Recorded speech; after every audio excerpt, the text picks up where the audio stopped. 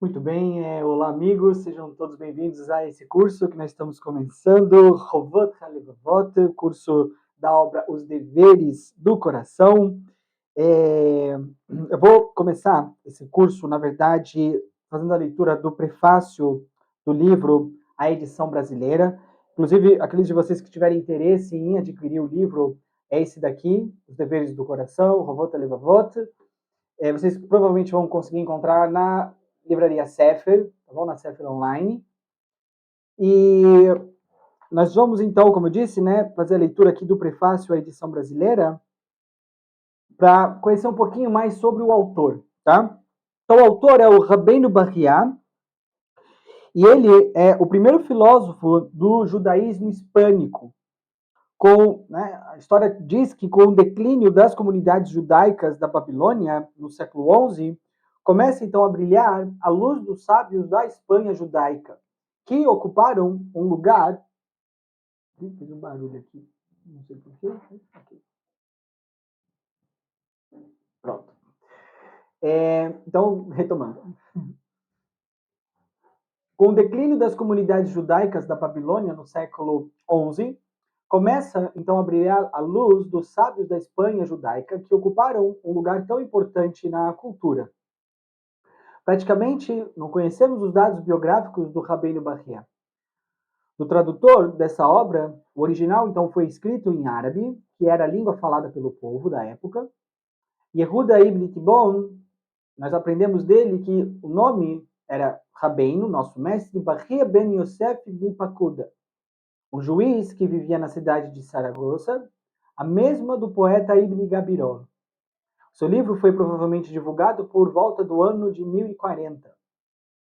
Em contraste com a falta de dados sobre sua vida, podemos conhecer seu mundo interior através dessa vasta obra aqui apresentada. Sua completa devoção ao Criador e pureza interna é notável. Não é à toa que, de todos os filósofos judeus, justamente ele recebeu a alcunha de Hassid, que significa devoto. É claro e transparente também o grande amor a Deus contido em seu coração e que extravasa em muitos trechos do seu livro. As dificuldades e sofrimentos que experimentou na vida são aparentes. Em suas palavras, muitas vezes sentimos suas lágrimas ainda quentes, jorrando de um coração aquebrantado, que encontra apoio e proteção na graça divina. Embora o Rabbeinu Bachya tenha escrito muito sobre a beleza da criação e o esplendor que envolve a natureza, podemos notar as feridas de sua alma, que geme como uma pomba e suplica perante Deus. Desta alma, ouvimos também a frase citada em nome de um devoto, que diz assim, abre aspas, se me queimares no fogo, somente aumentarei o meu amor por ti. Isso a gente encontra no 10º portal, que fala sobre amar a Deus. Possivelmente, essa tendência em seus escritos originou-se nas dificuldades de imigração no início do estabelecimento judaico na nova diáspora da Península Ibérica, ou talvez no sofrimento particular do autor. Sua cultura e seu domínio das fontes dos sábios do Talmud são muito abrangentes. Nota-se sua tendência para o pensamento lógico e filosófico, característico de sua época. Pode-se notar também seu domínio sobre muitos campos da ciência, como a geometria de Euclides e a filosofia neoplatônica. O Rabbeinu Bachya é o primeiro a se basear nas palavras dos sábios de outros povos, citando-os quando julga suas palavras compatíveis com o espírito da Torá e do próprio judaísmo. Muito bem, então, depois dessa breve introdução, né, e a história, um pouquinho sobre o autor da obra Rovot HaLevavot, nós iremos dar um enfoque maior, na verdade, no 4º portal. O livro ele é dividido em diferentes portais. Cada um desses portais abrange, né, um tema específico. Por exemplo, o portal 1 fala sobre a unicidade divina. O portal 2, refletindo sobre a criação. O portal 3 fala sobre servir a Deus. E o portal que nós iremos estudar nesse curso é o 4º, que é sobre bitachon, confiança. Em hebraico, né, esse portal é chamado Shar HaBitachon, que é o portal da confiança em Deus. Então vamos começar. Depositando nossa confiança somente no eterno. Então diz o autor: confiar em Deus é virtude vital quando assumimos o serviço divino. Então, quando a gente começa a nos empenhar em servir ao Criador, através, né, do nosso trabalho espiritual, a confiança no Criador é uma virtude vital. Não tem como a pessoa fazer trabalho espiritual, fazer o serviço divino e não assumir essa confiança completa no Criador. E ele continua dizendo, essa talvez a mais necessária no dia a dia do crente, ou seja, da pessoa que realmente acredita em Deus, que acredita em Hashem, beneficiando-o tanto na sua vida espiritual, religiosa, como também na sua vida secular. A confiança traz ao indivíduo a tranquilidade da alma quando de sua dependência plena em Deus. Ou seja, quando a pessoa ela realmente tem essa bitachon, essa confiança no Criador, o que ela obtém é paz de espírito, tranquilidade em sua alma. Da mesma forma, né, que um servo confia completamente no seu amo, no seu empregador. Porque ele sabe que esse empregador, esse amo, né, lhe provê tudo aquilo que ele necessita. Então, o autor ele diz o seguinte, ele fala: quando não depositamos a nossa confiança em Deus, mas em outro ser vivente, o Criador então remove a sua providência de nossas vidas e nos deixa à mercê da pessoa em quem confiamos. E aqui tem algo muito importante, sabe, que a gente precisa realmente assim gravar em nossas mentes, que é essa ideia de que no momento em que a gente transfere a nossa confiança, né, a confiança no Criador, para qualquer outro ser que não o Criador, nessa mesma hora, nesse mesmo momento, a providência divina, a providência do Criador é tirada de nossas vidas. Né? O Criador ele remove a sua providência na vida da gente e nos deixa completamente dependentes daquela pessoa que a gente depositou a nossa confiança. Então, um exemplo, vamos dizer que você trabalha numa empresa, ok? E você então deposita a confiança de que o seu sustento vai vir do dono da empresa. Ele é a causa do porquê você obtém o seu sustento. E você coloca toda a sua crença nisso. Você acredita piamente que ele é a fonte do seu sustento. Ele ou o emprego em si, a empresa que você trabalha, o que for, e não o Criador. Então, o que o autor está explicando para a gente é que no momento que nós fazemos isso, o Criador, então, ele remove a sua providência de nossas vidas e nos deixa literalmente à mercê dessas pessoas a quem nós imputamos essa confiança. Algo realmente muito importante e relevante para a gente meditar e pensar, sabe? Em que aspectos da nossa vida, em que áreas, sabe, da nossa vida a gente, sabe, tem colocado a nossa esperança, a gente tem colocado a nossa dependência, a nossa confiança, não no Criador.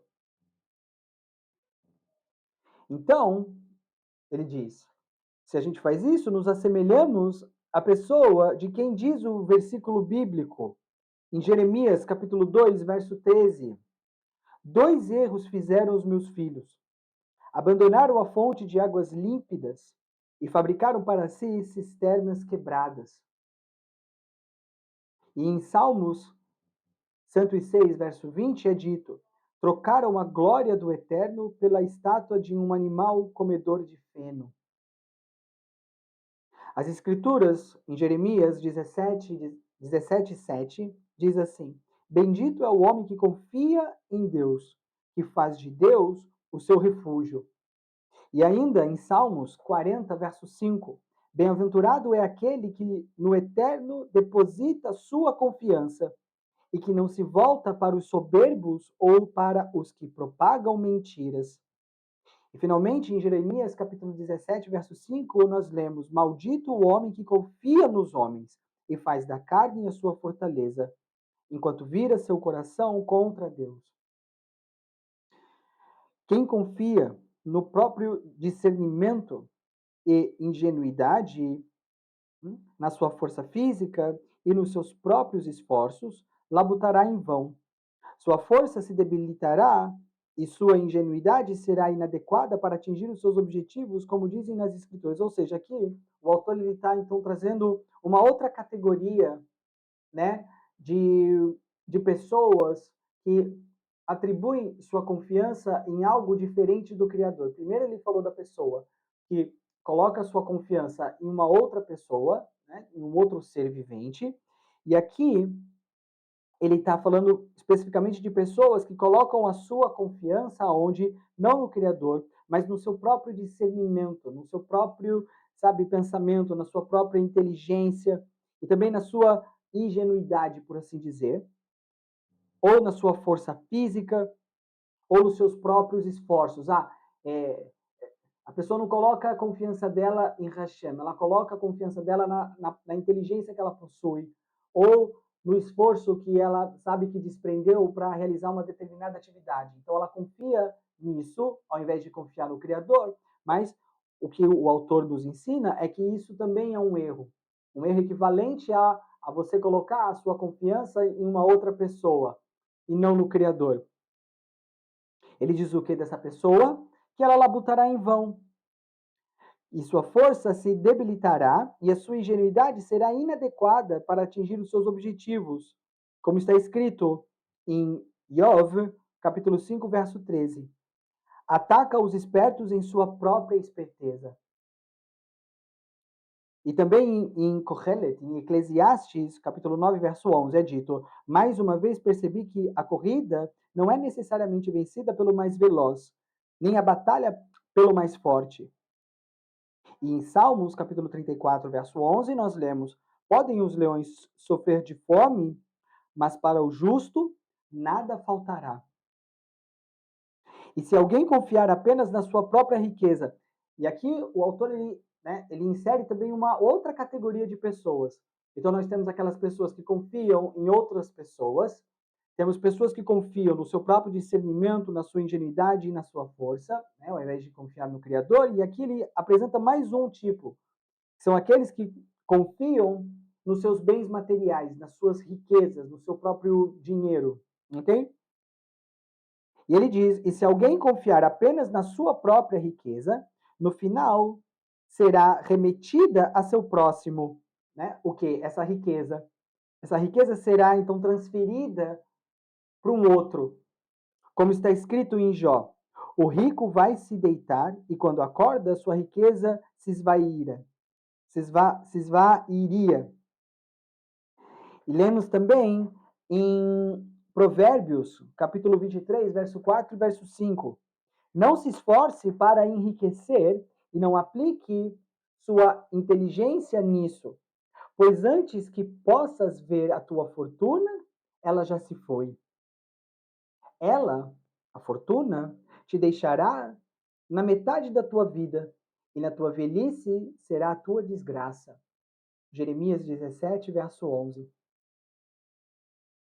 Pois tua fortuna tem asas como a águia, que levanta voo até os céus.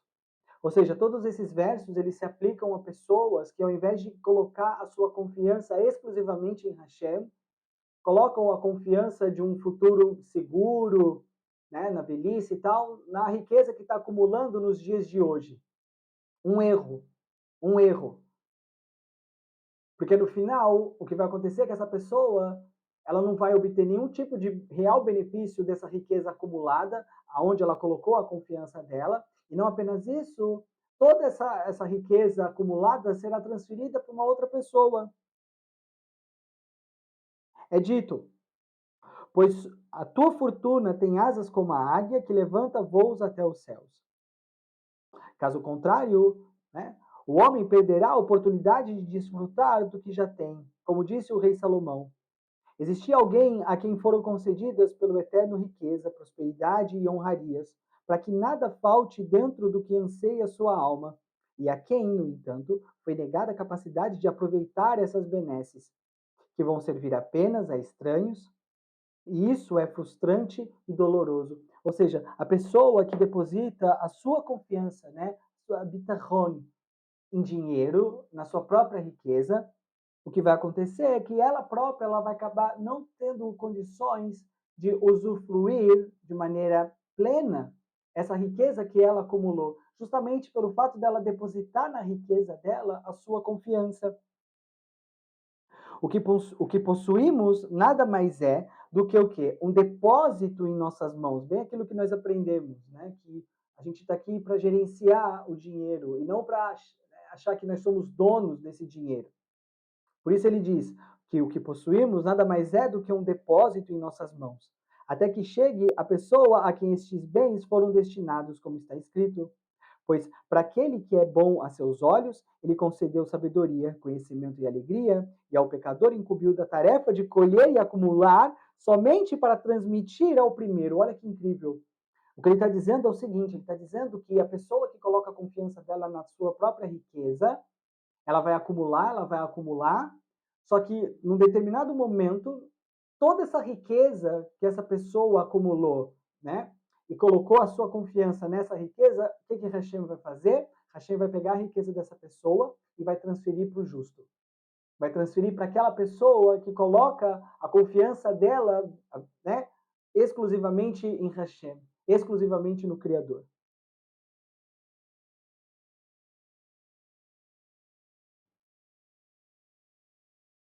O perverso acumula, mas o justo vestirá. Isso é Jó, capítulo 27, verso 17.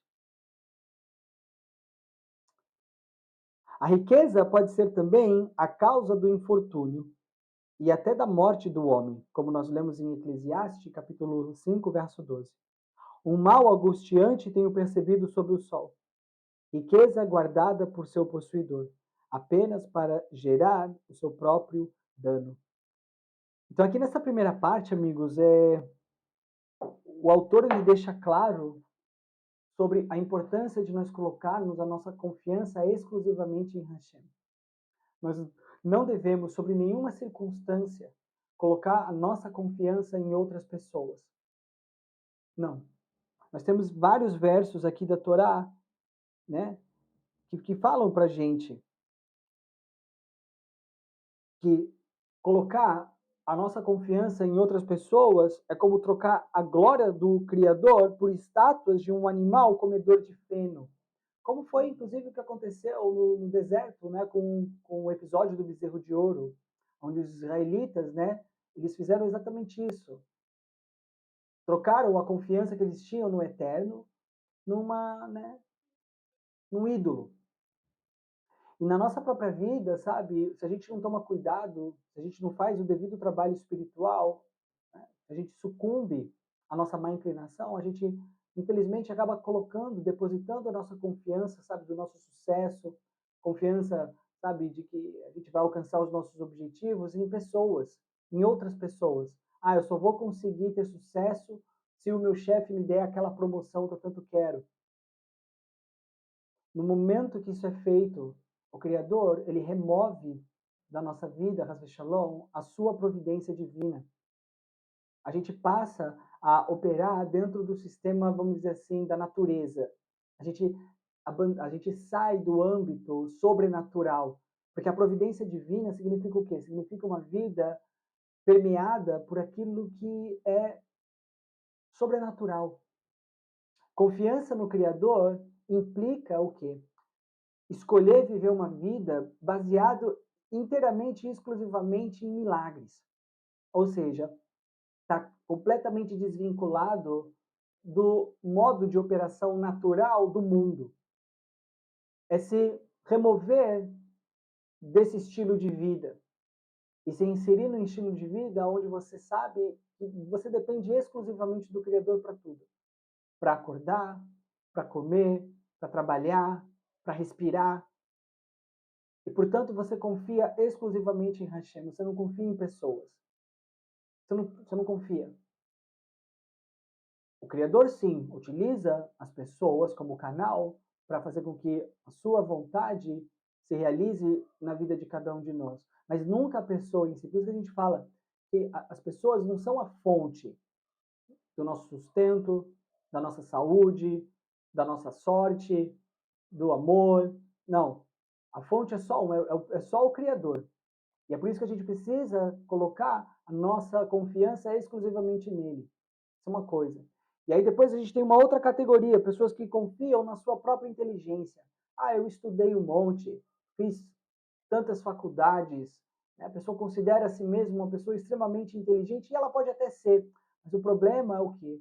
É a pessoa depositar a sua confiança de forma exclusiva na sua própria inteligência, naquilo que ela acha que ela sabe. Ela pode até estar certa, inclusive, mas no momento em que ela coloca a confiança dela na sua própria inteligência, o Criador vai se certificar de fazer com que os resultados sejam exatamente opostos daquilo que a pessoa estava esperando.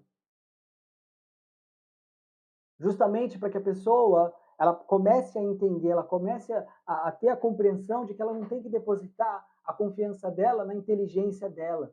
Ela tem que depositar a confiança dela onde? No Criador. Somente no Criador.